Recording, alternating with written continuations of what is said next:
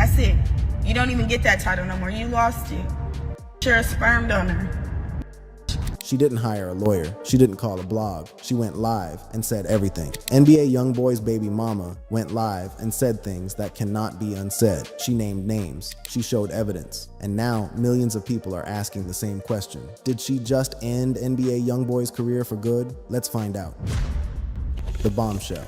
On March 2nd, 2026, a woman named Arcola, the mother of NBA YoungBoy's son, Kale, went live on social media and said everything she had been sitting on for years. No PR team, no lawyer, no carefully worded statement dropped through a rep. She pulled up a camera, looked dead into it, and went absolutely crazy. And by the time she was done, millions of people had seen every single second of it, because what she was saying wasn't just about her situation. It was about a pattern that a lot of people had already peeped. It was about a marriage that a lot of people had already been side-eyeing. And it was about a little boy who came home from a visit with a mark on his hand that his mama was not about to let slide. The woman she put on blast for all of it, NBA YoungBoy's wife, Jaslyn Michelle, and Shorty did not come to play. Before we get into exactly what Arcola said and exactly why it hit the way it hit, you gotta understand the full picture. Because if you're walking into this cold without knowing who these people are and what the history looks like, you're gonna miss the whole point. So let's build it from the jump. NBA YoungBoy, born Kentrell Deshaun Gaulden on October 20th, 1999, in Baton Rouge, Louisiana,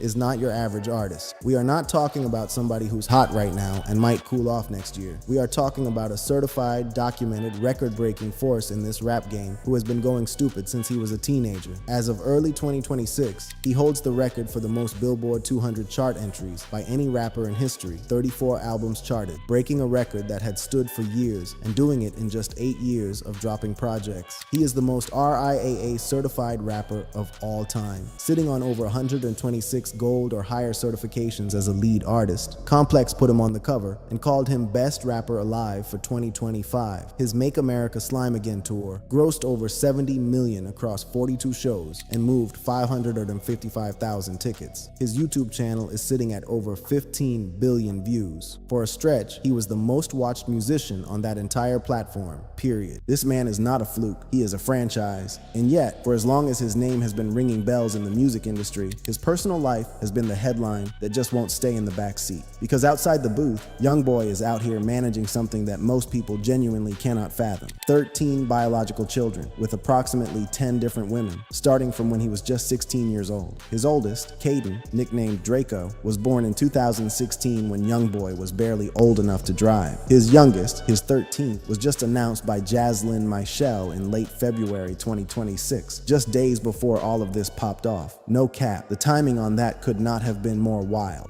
Jaslyn Michelle Hayes is YoungBoy's wife. They linked up around 2022 and made it official with a marriage in 2023. She has given him at least 3 children, with the newest baby pulling up just before this whole situation went nuclear. On the surface, Jaslyn has always moved like the unbothered queen, staying off the blogs, not engaging with the drama, posting family content, looking good doing it, and letting YoungBoy's loyalty speak for itself. That image, the clean, composed, ride or die wife who is simply built different from everyone else in his orbit, is exactly what Arcola pulled up to tear down brick by brick. Arcola is often listed as YoungBoy's 7th baby mama, and she is the mother of his son Cal, born around 2020 or 2021. From most accounts, she has been out here raising Cal largely on her own. No cosigns, no blog presence, no reality show bag. She was not a fixture in the ongoing drama cycle. But something happened, something involving her son coming home from a visit at YoungBoy and Jaslyn's spot with a mark on his hand that she was not buying the explanation for. And whatever that something was, it flipped a switch that apparently had been waiting a long time to get flipped. A viral compilation post from the account, Since Day One on X, stitched her clips together and racked up hundreds of thousands of views almost immediately. The caption on that post did exactly what a good caption is supposed to do. It framed the whole thing. It positioned Arcola as finally confirming what fans had been saying for a minute, that Jaslyn was, in that post's words, a wolf in sheep's clothing, looking innocent, moving grimy, and Arcola sitting in front of that camera with the kind of no-holds-barred energy that only comes from real, accumulated, lived-in frustration, was not about to let anyone miss a single detail of what she had to say. Mom stopped the car when you was 13 and turned around and spit on you. I probably would have did the same. thing. She didn't ease into it. She didn't warm up the crowd. She came straight out the gate with smoke, and every single person watching immediately understood that this was not a performance. This was not a clout move. This was somebody who had been sitting on something real and finally stopped caring about how it looked to let it out. The fuck, bitch? You purposely burnt my baby. That word, burnt, is where this whole thing pivots, because the injury to Kale's finger is the foundation that every single one of Arcola's allegations was built on top of, and she was not here for any alternative explanation. When she texted Jaslyn about the mark on her son's hand, Jaslyn hit her back and said it was a dog bite, and Arcola didn't just disagree with that. She went on camera and bodied the explanation with her bare hands. That's not a dog bite. I can pull up dog bites.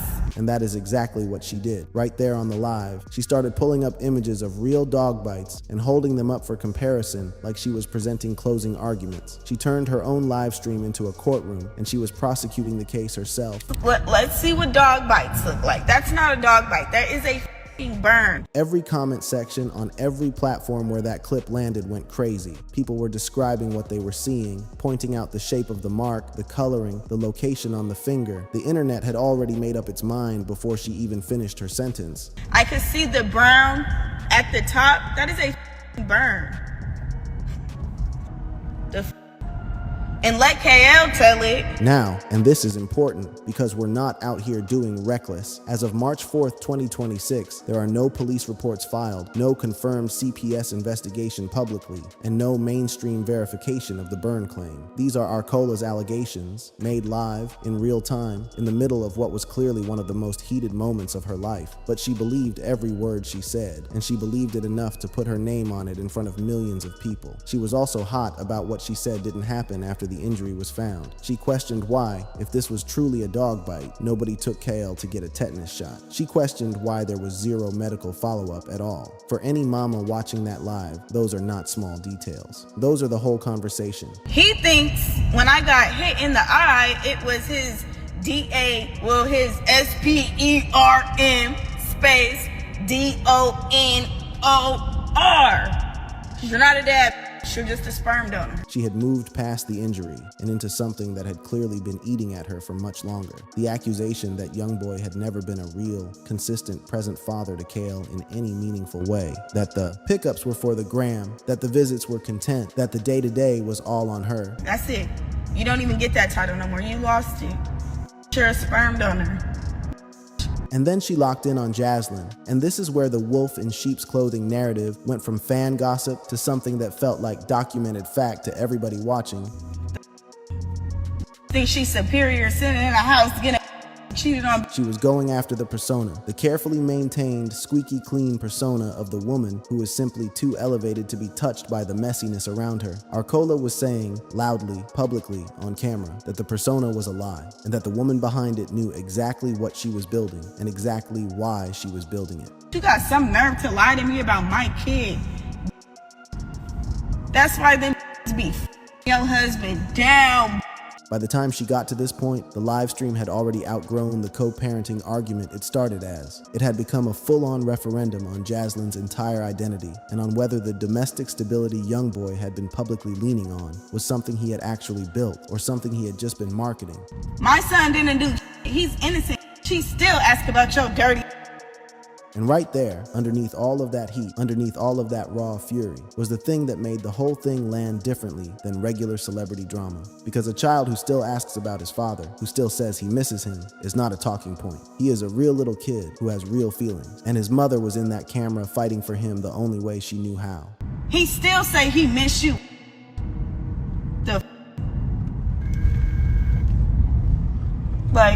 Anyways, I'm done. My TED Talk. Thanks for coming to my TED Talk. In the middle of one of the realest, rawest moments of her entire life, she still landed the line. And the whole internet, without even agreeing on everything else, agreed on that. Shorty had bars.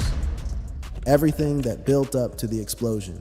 The most critical piece of history between Arcola and YoungBoy goes back to November of 2023. Arcola publicly accused YoungBoy of having two women run up on her at his Utah home while he was on house arrest. She said she had pulled up to get kale. She said the situation got physical fast. She said she caught a blow above her eye that left her needing 5 stitches, and that she was holding her baby in her arms when it happened. The whole thing allegedly started over, whether YoungBoy was going to cover her flight costs to come get her own child. Texts involving Jaslyn surfaced as part of that financial back and forth, though Jaslyn was not accused of being directly involved in the physical altercation itself. Arcola said she wasn't pressing charges, but she made absolutely sure the streets knew the story. That was 2023. By 2026, nothing between them had gotten better. It had gotten worse. So when Arcola announced on that March 2026 live that she was taking YoungBoy to court for child support, with a court date locked in for June 26, 2026 at 8 in the morning, nobody in the comments should have been surprised. She wasn't freestyling. She had already filed. She was already in the system. The live was just where she made it public knowledge. She closed one of her rants with the kind of send-off that only hits right when you know the bag is secured. See you June 26th at 8 a.m. Thanks for coming to my TED Talk. That's not a threat. That's a calendar invite. Her accusations about YoungBoy's parenting went wider than just the injury too. She called him a deadbeat, said he only pulls up for photos and videos, the kind of content that makes him look like a present father on the timeline, but that when it comes to changing diapers, consistent care, or putting real money on the table in a sustained way, he wasn't showing up. And when she explained why, she kept it all the way 100. He got a whole football team of kids. Of course he gonna be a deadbeat. 13 children, 10 mothers. Do the math on how much time and presence any one child can realistically receive from a man who is also navigating house arrest, federal cases, a music empire, and a marriage. The math is not giving what it needs to give. But this drama was never going to stay contained to just Arcola and YoungBoy, because nothing in this man's orbit ever stays a two-person situation. The first person to come through and pour more gas on the fire was Ayanna Mayweather, daughter of Floyd Mayweather, and the mother of YoungBoy's son, Kentrell Jr. And if you know anything about this story, you already know that Yaya is not a background character. She is one of the most significant figures in the entire YoungBoy saga, and her history in this situation goes to some very dark places. On the night of April 3rd, 2020, at YoungBoy's home in Houston, Texas, Yaya stabbed LaPatra Jacobs, another one of YoungBoy's baby mamas, multiple times in the arm. The situation kicked off when Yaya pulled up to the crib, found LaPatra there, and what started as a verbal confrontation escalated into straight-up violence. She was arrested on aggravated assault with a deadly weapon, a second-degree felony that carried a potential sentence of 2 to 20 years in prison. In April 2022, she pleaded guilty and received 6 years of deferred adjudication probation. And then, in November 2025, years after the incident, she posted a public apology,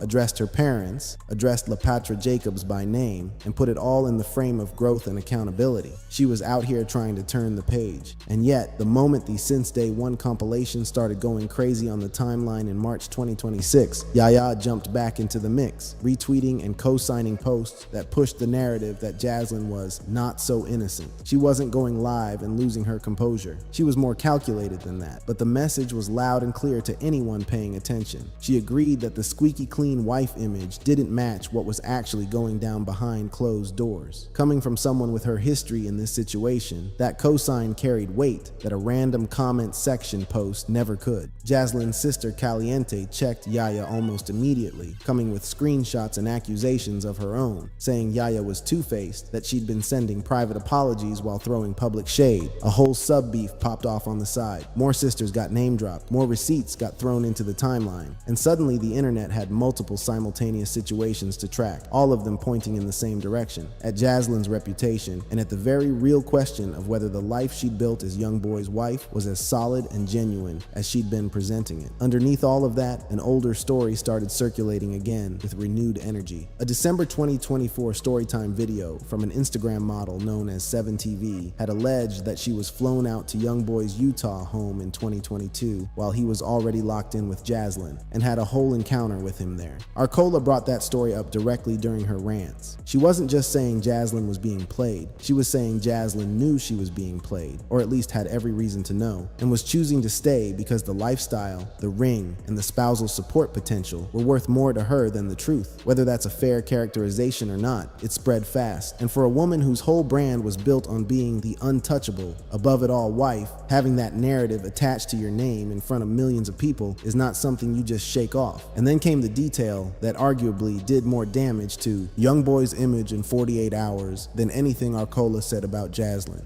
Reports surfaced that during the back and forth, YoungBoy allegedly said "foxed" his son, apparently to get under Arcola's skin during an argument. Whether those were his exact words, whether the context got twisted, whether he said it in anger and didn't mean it the way it landed, none of that mattered once it hit the timeline. The internet processed it as fact and reacted accordingly, and the reaction was a different kind of heat than his prior controversies had generated, because fans who had held him down through shootings, through gun charges, through years of legal nightmares and baby mama warfare suddenly went quiet. Because there is no spin on that sentence. There is no way to make his son look okay when the son in question is a 5-year-old who, per his own mama, still asks about his daddy and says he misses him. YoungBoy reportedly deactivated his Twitter DX account temporarily in the days that followed. He had already been publicly positioning himself as Jaslyn's defender, telling critics to keep her name out of their mouths, calling her his motivation and his source of stability. But the combination of Arcola's live streams, Yaya's cosign, the 7 TV story coming back around, and the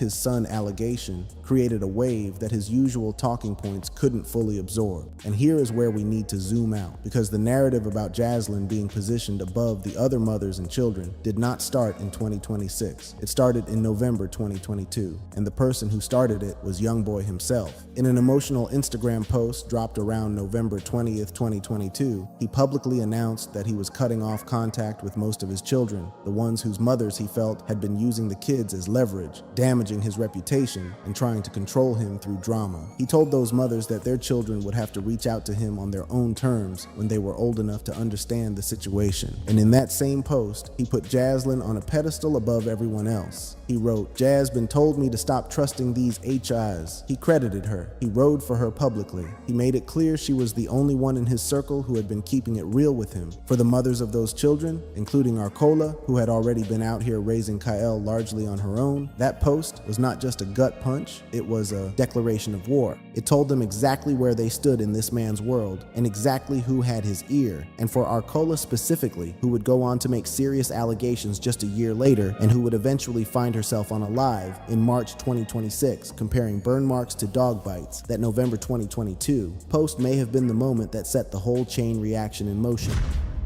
The career versus the narrative.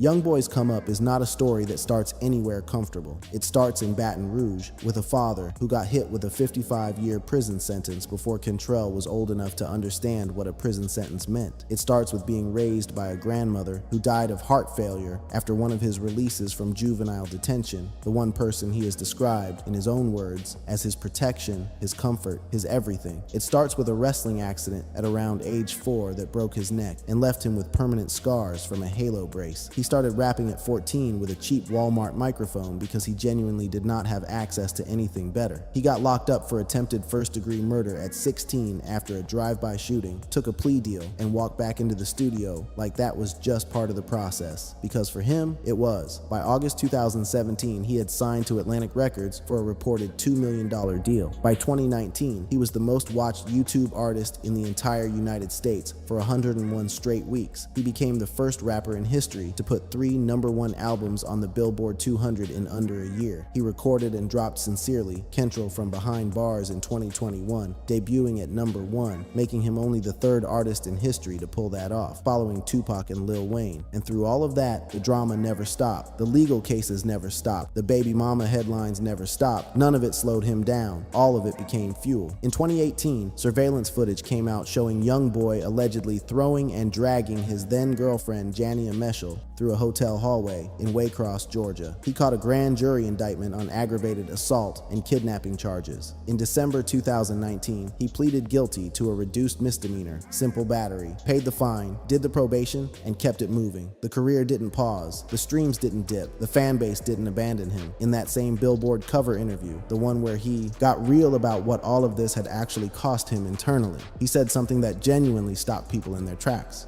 Man, I feel very wrong about a lot of things. How many lives I actually am responsible for when it comes to my music. That kind of self-reflection is rare from a man at his level, and it hits different when you understand the context it's coming from. A guy who has been in the middle of controversy his entire adult life, who is only now starting to publicly sit with what that actually means. How many kids and people have gotten in a car or put this in their ears and actually went hurt someone? He didn't stop there. He kept going, and what came next felt less like a media moment and more like a man genuinely trying to work something out loud. And now I'm sitting back like, damn, I can't do it all in one day, but I promise to clean whatever I can clean.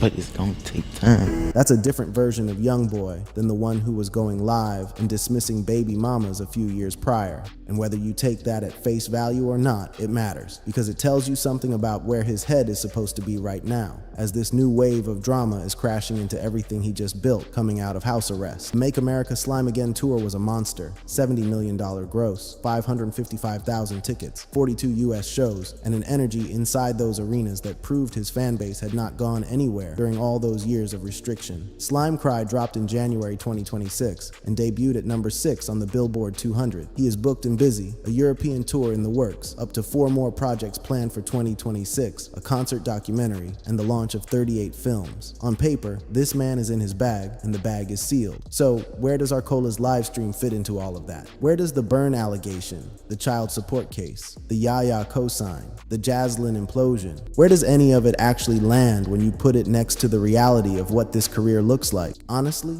in the short term, it doesn't move the needle commercially. YoungBoy's core audience, the 4KT, the day ones, the people who have been rocking with him since the Baton Rouge tape era, do not operate like a mainstream pop fan base. They are not checking gossip blogs before they decide whether to stream the new album. They have seen this man go through shootings, indictments, house arrest, baby mama wars, and a federal gun case, and they have never left. The drama has never been a disqualifier for them. If anything, it has always been part of why his music hits the way it hits. He raps about real pain because the pain is real. They know it, they feel it, and no amount of co-parenting chaos is going to change that relationship. His career has already survived a kidnapping indictment, a hotel assault caught on surveillance, federal firearms charges, multiple house arrest violations, and years of documented baby mama conflict, and came out the other side with more records broken, more albums charted, and more cultural weight than when it went in. He reportedly dropped over 300 songs while on house arrest between 2021 and 2025. He debuted at number 1 from a prison cell. He broke the all-time Billboard 200 rapper record from a Utah mansion with restrictions on his movement. The music is not what's fragile in this story. It never has been.